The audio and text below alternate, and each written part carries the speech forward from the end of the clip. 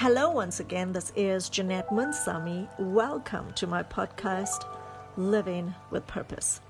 Today I want to talk to you about a subject that affects all of us, entitled Fear Not. Worrying doesn't take away tomorrow's troubles, it takes away today's peace. It is extremely difficult to keep our heart from being troubled, especially when there is a lot to be troubled about. The unrests, violence, looting, burning of public and private property, food supplies being threatened. The South African economy hangs in the balance. It has been reported that this is the worst violence experienced in our country in decades. To compound the situation, COVID is at its all-time high. Just look at the print media, social media, news channels. Listen to conversations, and we will surely find, hear, or see devastating things that can cause our hearts to be troubled, and rightly so. However, Jesus said something to guide our hearts and minds. He said, "Let not your hearts be troubled, but believe and trust in God." This means don't worry or be troubled. Have faith, hold on, rely on, keep going, and believe in me. When Jesus said those words to his disciples, they were about to face more trouble than they could ever imagine. There was uncertainty, death, disease, poverty, and exhibitions of harshness and cruelty by the ruling Romans. Pretty much the same things we are encountering in our world today.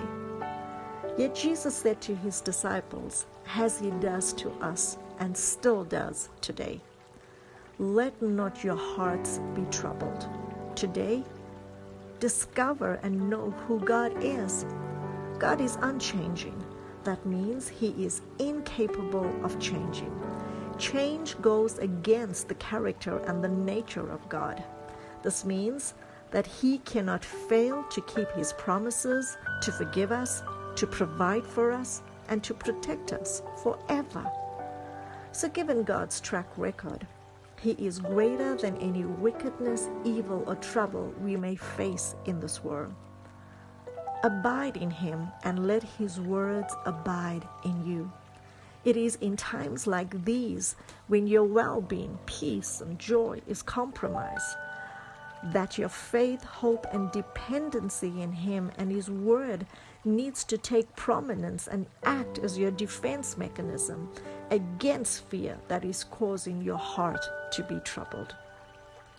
Intentionally make God your hiding place and your safe retreat. And as you do, he will teach you his ways and give you assurance and wisdom how to handle your life and the affairs of your life, what to do and what not to do. Yes, we all face adversity, sorrow, and fear, but none of us need to live perpetually troubled. I've discovered that the stress, worry, and fear in my life is caused by the way I approach my circumstances and the attitude I have toward them.